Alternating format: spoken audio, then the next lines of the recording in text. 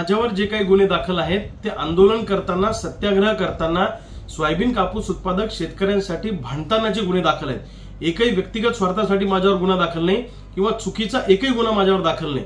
परंतु या जिल्ह्यामध्ये आणि महाराष्ट्रामध्ये अनेक गुंडागर्दी करणारे लोक, ज्यांच्यावर बलात्काराचे, गुंडागर्दीचे, खंडणीचे गुन्हे दाखल आहेत, ते मोकाट फिरतायत आणि आमच्यासारखे चळवळी करणारे, सत्याग्रह करणाऱ्या कार्यकर्त्यांना पोलीस जर का न्यायालयामध्ये अर्ज करत असतील की आमचा जामीन रद्द करून 1 वर्ष आम्हाला तुरुंगात ठेवा, तर ही अत्यंत दुर्दैवाची बाब आहे। हे लोकशाहीला धरून नाही।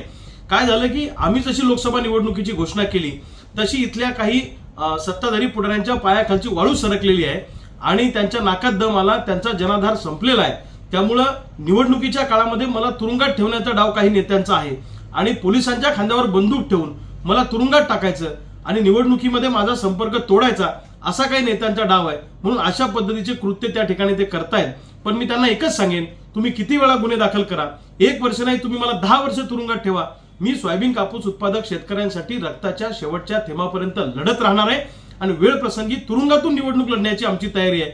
पण आम्ही यांना घाबरणार नाही, रक्ताच्या शेवटच्या थेंबापर्यंत लढत राहणार।